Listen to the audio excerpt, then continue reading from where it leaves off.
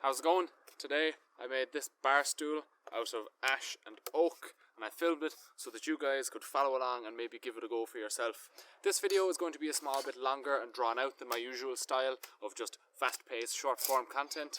I want to show you guys in real time how long it takes to do all these techniques, whilst also narrating a small bit, not the entire duration of the video, but just enough to give you guys an idea as to what I'm actually doing in the clips. All the ash components were made in the forest, where better to go woodworking than where the wood actually comes from, and plus you don't have to pick up all the shavings afterwards. You can just leave them decompose into the ground and enrich the ecosystem. But without any further ado, I'll let you guys see how it's done, or how I do it. I hope you guys enjoy. What I've got here is a piece of ash that came down in a storm not so long ago. So what we're going to do first and foremost is split it into quarters. So we can see that during the brief few months that it has been drying, it's developed a few cracks there, radially. So I'm going to take this old disused axe head here and place it on the crack. Got a copper mallet here, and we're just going to drive it into that crack.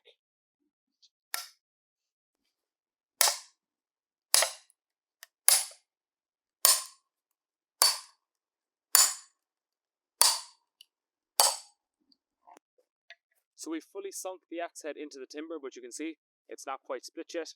So I take a wooden wedge, place it down below, and drive that in from the side. And that should do it. There we go. Now we've got nice, straight, even halves. So like I mentioned, we're looking for quarters, so I'm going to go again. This time placing my wedge about halfway down the log, and take it from the top. There we go. That's our 2 quarters.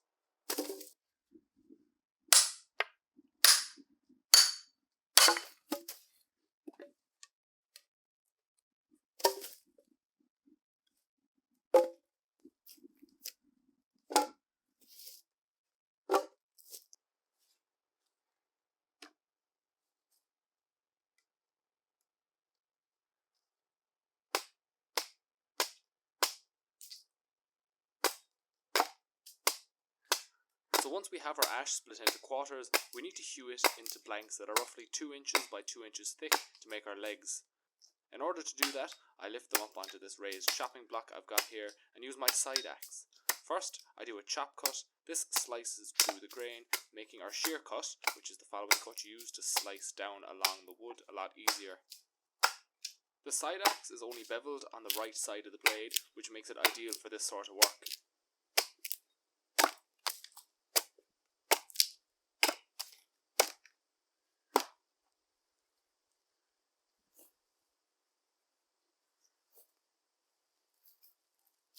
The next port of call is our shave horse. I made this device over the winter season, and she's been seeing a lot of use ever since. The shave horse, or as it's otherwise known, the Cooper's mare, is one of the most useful devices you can find when green woodworking or chair making. This primitive vice has been holding Bodger's timber in place for over 1,000 years, and if you're looking to get into this sort of thing, you'll have to make one for yourself. I meet a lot of woodworkers on workshop visits and shows, and I've never seen 2 the same. Each shave horse I find seems to be custom made to the user's height, their preferences, and their work requirements. I fitted this one with a leather hinge. Oftentimes leather is used to soften the jaws on the vice as not to leave an indent into your workpiece, so I said why not give it a go and see how it performs as a hinge. So far so good.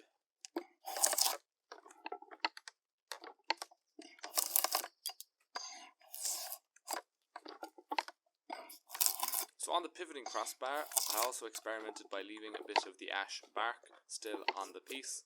You can see on the opposite side I've got leather, so I wanted to see if bark would also work as kind of a soft jaws vice kind of a thing.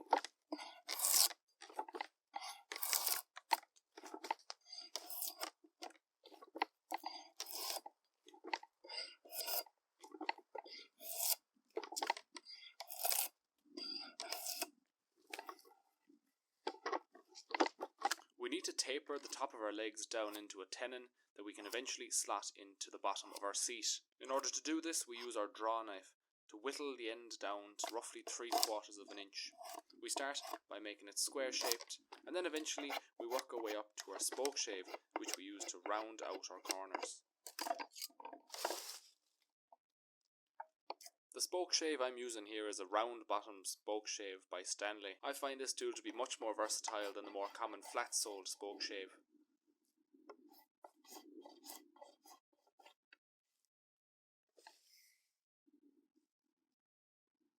The timber I'm using is fresh, which means it's full of moisture, which will eventually dry and shrink. And the last thing we want are the tenons on our legs shrinking and coming loose from their mortise. To tackle this issue, what we can do is heat up a bucket full of hot sand, and once they get good and hot, we can stick our tenons into the hot sand, which will force it to dry, knocking out all that moisture, stabilizing our timber, so that once we do put it into its mortise, it should have most of its drying done, and it shouldn't come loose.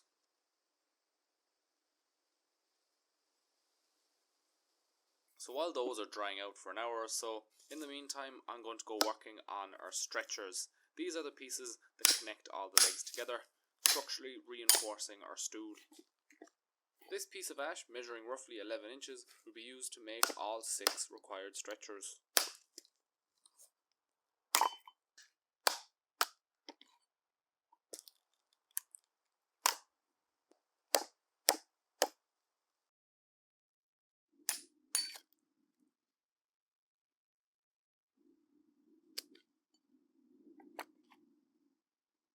While breaking down our ash, what we're looking for is pieces that are roughly 1 inch by 1 inch at their thickest point. We're using the same technique that we did to rive our legs, whereby we hammer a wedge into the end grain until we split them all apart, and then work them down with our side axe to get the shape we desire.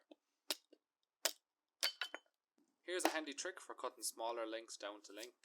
Simply drive your side axe into your chopping block, and then using a pruning saw to pull towards yourself, you can cut the piece to any desired length.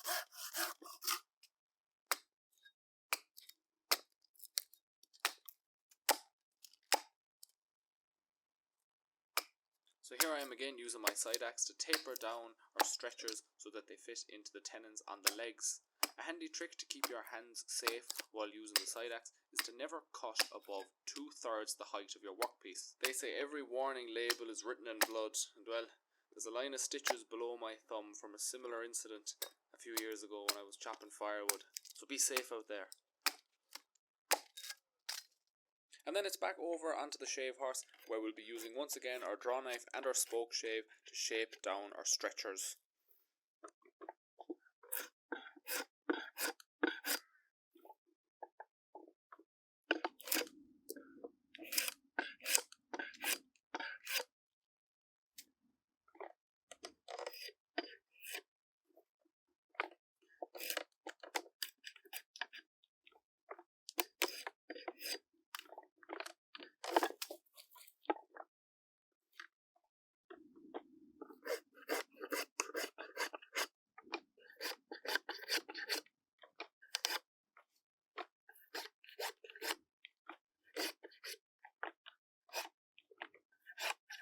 The tenons on our stretchers are going to receive the same drying out process that we gave to our legs, except this time we're going to use moisture to our advantage. The mortises that will receive our tenons will be left wet. This means that over time, as the legs dry out, they will shrink and clamp down even tighter onto our already dried tenon.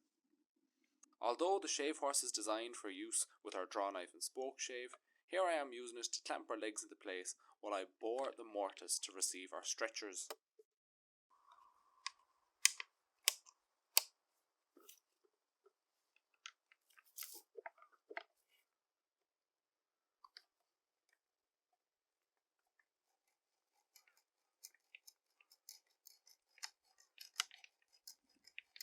With our legs and stretchers completed in the woods, the only thing left to make now was the seat, so it was back to base to get that done. So we're back here in the workshop to make the seat. This is a piece of seasoned oak, which is very hard, which would be very difficult for us to work in the woods. So I've got a compass here, and I'm just going to try find a point kind of relatively close to the centre. I think this point here should do. And I'm just going to scribe a line like that the whole way around. So we've got a rough line now.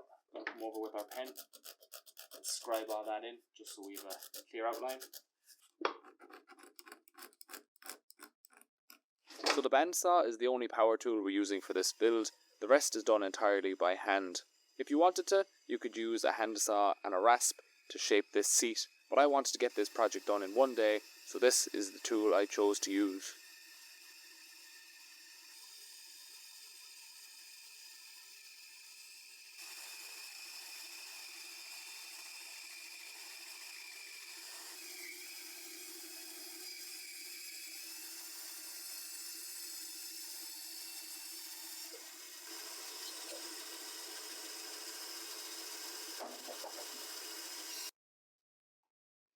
So here's the state of our seat just off the bandsaw. It measures roughly 13 inches in diameter and about 1 3/4 in thickness. I wasn't following any strict dimensions here. I was just seeing whatever I had lying around the workshop, and this was the piece I had, so this was the piece I used. I scribed another circle, roughly 1.5 inches inside our outer edge. Using a straight edge and a square, I divided our circle into quarters. Where these lines intersected our inner circle, these would be the points in which we bore out our mortises to receive our legs. I'm using a wooden block with an angle cut at 12 degrees to help guide the hole I'm boring. We want our legs splayed outward a small bit, so this angle allows for that.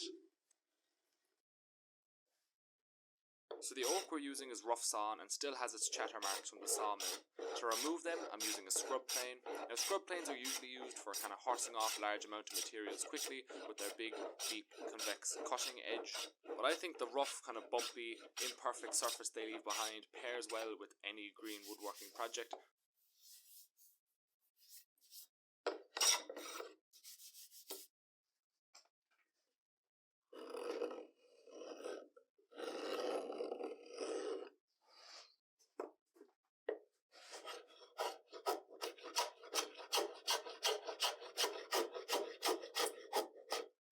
I wanted the centre of our seat to be shaped almost like a bowl, so in order to achieve that, I first use a scorp to remove some material, before lastly going over it with a travature to give it its final surface.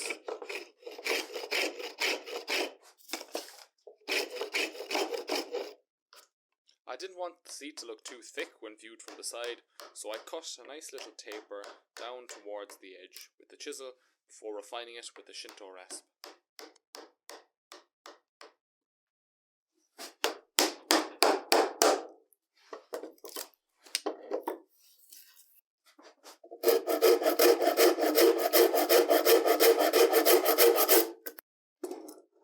Spoke shave is an incredibly versatile tool. Here I am using it to not just remove the mill marks from the bandsaw, but also round over the edges.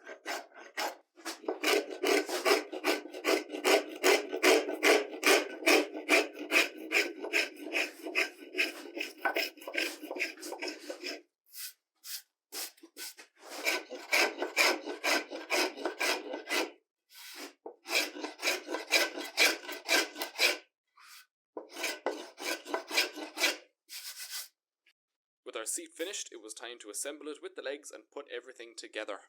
I used wood glue, clamps and ratchet straps to aid me in this process. It's always one of the most rewarding parts of any build. It's like putting a Lego set together, you have all your pieces on, and all you need to do now is get everything into position, and it feels like you get a lot done very quickly, forgetting the amount of work you put in to get to this point. Something I was thinking about while making this stool, and something I want to talk about here, is perfection and its pursuit. I do think there's merit in trying to make the most perfect stool that you can possibly make. I think it's important to figure out, personally, when good enough is good enough.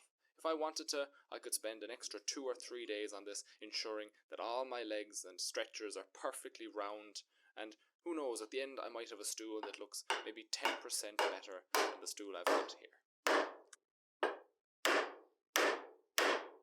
Wood is not a perfect material. It'll often surprise you with knots or maybe grain that you can't figure out which way it's going. And even if you do manage to work it okay, it can often surprise you while drying out, cracking, warping and twisting in ways you might not have expected it to. In a world where factory-made furniture makes perfect symmetry and homogeneous parts the norm, it's easy to be hard on yourself when looking at the pieces you've made. Be it a bit of tear out around a knot that you couldn't quite figure out with the spoke shave, or a tiny little gap in one of your joints that only you would notice upon close inspection. Learning to accept these blemishes for what they are, and maybe even striving to improve them next time, is one of the most important skills in woodworking, as far as I can see. I also argue it's imperfections and imbalances like this that give handmade, rustic, green furniture its charm. You will not get any little imperfections like that in furniture coming out of the factory. I also think it's what gives this furniture its charm. It makes it more human. We're not looking to win any awards with this stool. We just want something to sit on, something that is exactly that, good enough. Toiling for hours over a shave horse with a spoke shave, trying to achieve a machine level of perfection that is more or less impossible, is a long drawn out, boring way to fall out of love with the craft. So there you go. That's my philosophy, or my excuse for my inadequacy. I haven't figured it out quite yet, but there you go.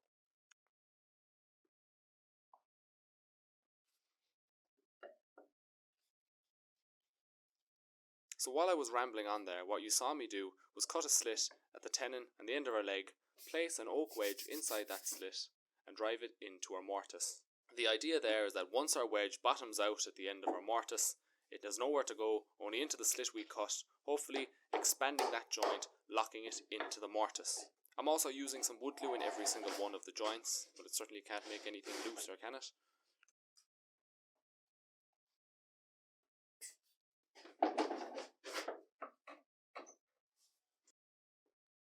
Now you might have noticed with our single stretchers, the ones I'm putting in place here, that one is slightly higher than the other. Now do you remember earlier I was talking about mistakes and perfections and whatnot? Well, this is where you need to crack out your salesman cap. This is not a mistake. This is a feature. Some people have long legs, others have shorter legs. This stool accommodates for both.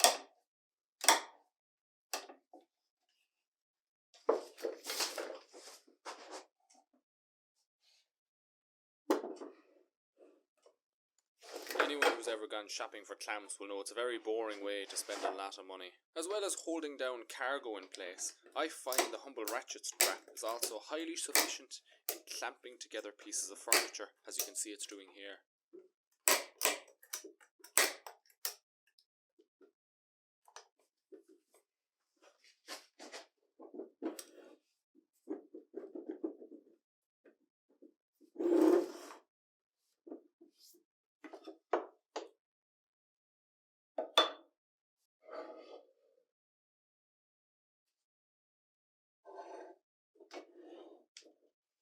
So because all of our legs are a slightly different length, we're getting a bit of wobble. So what we do is place a level on the seat of our stool, and using block spacers or whatever else we have lying around, we bring our stool to a level. Then using our bench as a reference plane, we use a block to scribe a level line along the bottom of our legs.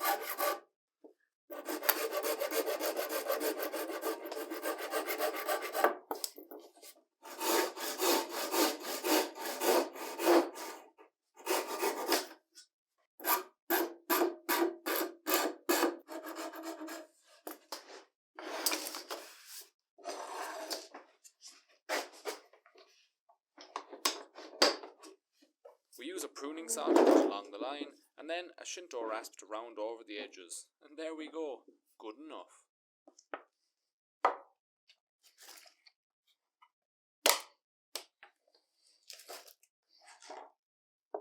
Now it's time to finish this thing. Usually I like to use some Danish oil, but I had run out of that. I did, however, have this bottle of tung oil lying around the workshop, and green woodworking is all about using what you have, not going out and buying what you don't. So, like the instructions told us to, we applied a liberal layer all over this thing, gave it about 30 minutes before wiping off the excess, and repeated this process 3 times.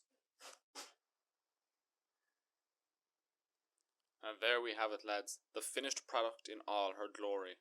Of course I had to bring it out into the woodlands to make sure that she was in fact fit for purpose.